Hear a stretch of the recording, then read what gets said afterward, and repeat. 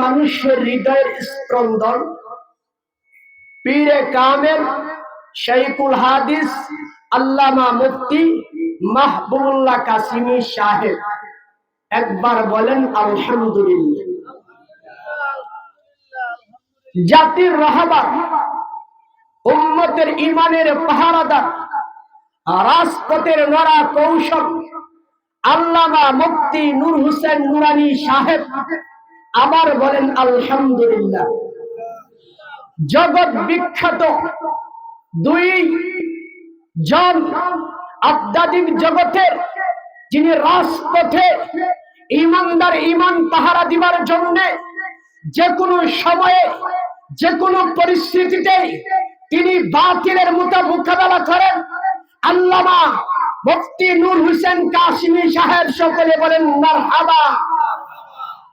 এমন একটা মজলিসে আল্লাহ তাআলা আমাদেরকে বসার তৌফিক দান করেছেন।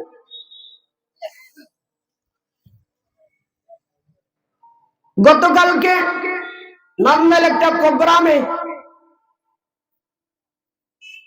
হাজারো আলেমের উস্তাদ, যিনি লাখো জনতার আধ্যাত্মিক জগতের সম্রাট, যিনি আল্লামা মুফতি মাহবুবুল্লাহ কাসিমি সাহেব, দুইটা থেকে বয়ান শুরু করে 3:10 পর্যন্ত বয়ান আমার ছিল। এরপরে হযরতে আলোচনা করেছিলেন। জাতি হযরতের কথাগুলাকে এমন ভাবে গ্রহণ করেছিলেন, চাতক পাখির নেই মানুষগুলা চেয়ে চেয়ে শুধু তাকিয়ে কথাগুলা শুনছেন যে এই যুগে মুসলমানদের ঈমান ঠিক রাখার জন্য এরকম আধ্যাত্মিক জগতের আমাদের রাহবার দরকার আছে কিনা, কথা বলেন। এমন এক দুই বুজুর্গ আমাদের মাহফিলে তাশরীফ আনবেন, এর মাঝে আমি আপনাদের সামনে এসে গেলাম কিছু কথা বলার জন্য। আল্লাহ তাআলা যদি আমাকে তৌফিক দান করেন, অল্প সময়ের ভিতরে অল্প কিছু কথা বলবো ইনশাআল্লাহ।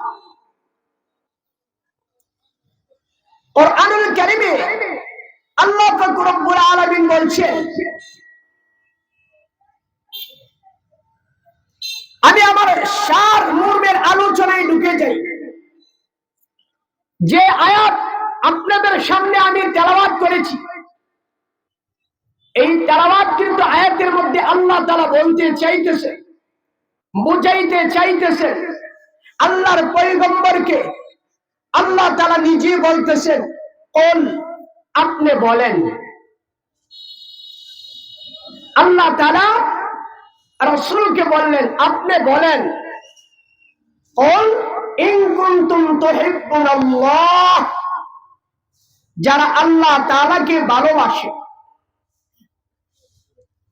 তাদেরকে বলেন তারা কিভাবে আমি আল্লাহকে ভালোবাসবে, কিভাবে আল্লাহর গোলামি করবে, কিভাবে আল্লাহর বন্দেগী করবে, সেই কথাটুকু আপনি আপনার উম্মতদের মাঝে আমার বান্দাদের কাছে আপনি জানিয়ে দেন।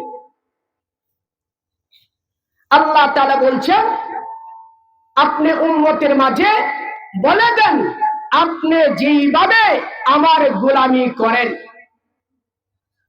আপনি যেইভাবে আমার হুকুমকে পালন করেন, আপনি যেইভাবে এই পৃথিবীতে চলতেছেন সেইভাবে যদি চলে, সেইভাবে যদি আমল করে, সেইভাবে যদি দুনিয়ার জমিনে তার জীবদ্দশায় আপনাকে অনুসরণ করে, আপনাকে ভালোবাসে, তাহলেই সেই ভালোবাসাটা আমি আল্লাহ তাআলার জন্য হবে। সুবহানাল্লাহ।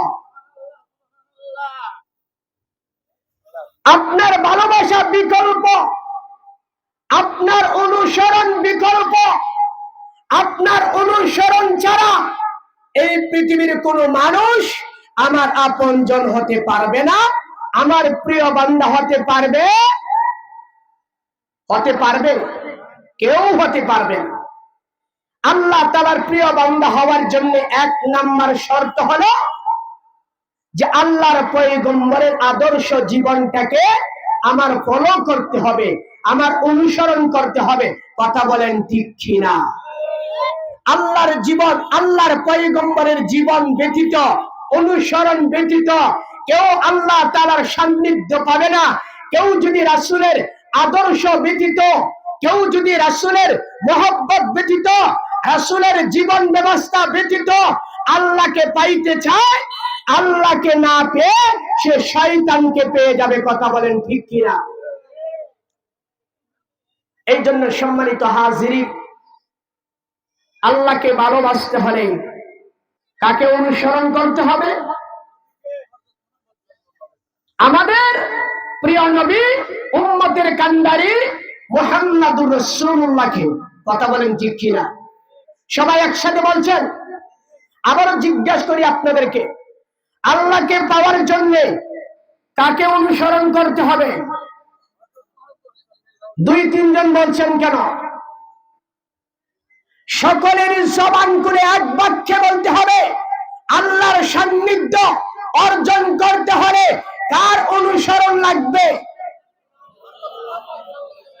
আমাদের প্রিয় নবী মুহাম্মাদুর রাসূলুল্লাহ সাল্লাল্লাহু আলাইহি সাল্লামের জীবনীকে আমরা অনুসরণ করতে হবে। কথা বলেন ঠিক কিনা? আমার জীবনের সমস্ত ভালোবাসা, আমার জীবনের সমস্ত স্বপ্ন, আমার জীবনের সমস্ত আমল একমাত্র আল্লাহ তাআলার জন্য হবে। কথা বলেন ঠিক কিনা? এই দুনিয়ার অন্য কাউকে আমার ভালোবাসা দিলে, ধরন বোঝানোর জন্য বলছি, যে কোনো এক নেতাকে যদি আপনি ভালোবাসেন, সেই ভালোবাসাটা যদি আমার রাসূলের চেয়ে বেশি হয়ে যায়, সেই ভালোবাসাটা যদি আল্লাহর চেয়ে বেশি ভালোবাসা হয়ে যায়, তাহলে কসমিন কালেও আল্লাহ এবং আল্লাহ রাসূলকে ভালোবাসা হলো না। কথা বলেন ঠিক কিনা? সম্মানিত হাজিরিন, এই জন্য আল্লাহ পাক রব্বুল আলামিন জানিয়েছেন, বন্ধু, আমাকে ভালোবাসার জন্য তোমাকে আমি মডেল হিসাবে দুনিয়াতে দাঁড় করায় দিলাম, পয়গম্বর হিসাবে। জবান করে বলুন না আল্লাহু আকবার। আমার নবীর জীবনে দুর্নীতি শব্দ বলতে নাই, আমার নবীর জীবনে সন্ত্রাসী শব্দ বলতে নাই, আমার নবীর জীবনে খেয়ানতদারি শব্দ বলতে নাই, আমার নবীর জীবনে বেয়াদবি শব্দ বলতে কিছু নাই। আমার নবীর জীবনে নবী হওয়ার আগেও, অর্থাৎ 40 বৎসরে, যে 40 বৎসর পর নবী প্রকাশ পেয়েছেন, এর আগেও কাফেররা বলেছে, মুশরিকরা বলেছে, মুহাম্মাদের আখলাক এত উঁচু মানের আখলাক, যেই আখলাকের সামনে তামাম পৃথিবীর মানুষের আখলাক যদি এক পাল্লায় রেখে দেওয়া হয়, মুহাম্মাদের নবী হওয়ার জীবনের একদিনের আখলাক যদি অপর পাল্লায় রেখে দেওয়া হয়, তাহলে মুহাম্মাদের একদিনের আখলাকের পাল্লা, ভালোবাসার পাল্লা, আদর্শের পাল্লায় ওজন হয়ে যাবে। জবান করে বলেন আল্লাহু আকবার। সেই নবীকে আমাদের ভালোবাসার দরকার আছে কিনা? সেই জন্য আল্লাহ তাআলা বলছেন, যারা আপনাকে ভালোবাসলো তার আমাকে ভালোবাসে। উদাহরণ হিসাবে বুঝাচ্ছি। প্রথম কথা হলো, আমি রাজনীতি করিও না আর রাজনীতি বুঝিও না। যে আল্লাহর পয়গম্বরকে যারা ভালোবাসবে, আল্লাহর পয়গম্বরকে যারা অনুসরণ করবে, ব্যক্তিগত জীবনে, পারিবারিক জীবনে, সাংসারিক জীবনে, রাষ্ট্রীয় জীবনে, আন্তর্জাতিক জীবনে, যেই মানুষ যেই কোয়ালিটিতে আছে, সেখান থেকে ভালোবাসতে হবে কাকে? রাসূলকে ভালোবাসতে হবে। কথা বলেন ঠিক কিনা?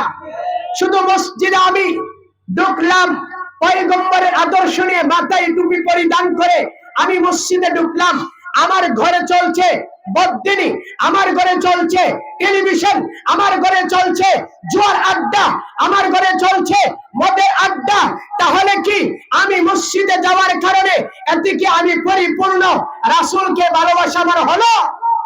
আমার ভালোবাসা হয় নাই। আমার প্রত্যেকটা সেক্টরে, আমার প্রত্যেকটা আমলে, আমার প্রত্যেকটি জায়গা সাহাবায়ে কেরাম যেমন ভালোবেসেছেন, সেই রকম ভালোবাসাই আমার রাসূলকে দিতে হবে। কথা বলেন ঠিক কিনা?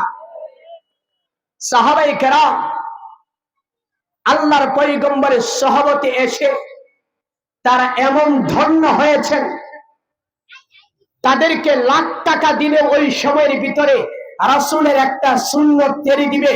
যদি বলা হতো তোমাকে 1,00,000 টাকা দিব, তুমি শুধু রাসূলের একটা সুন্নত ছেড়ে দাও, তাহলে তাদেরকে ধমক দিয়ে বলতো, এই কপাল পোড়ার দল, রাসূলের সুন্নতের সামনে দুনিয়াতেই আমাদের জিরো। সুবহানাল্লাহ। রাসূলকে তারা এইভাবে ভালোবেসেছেন।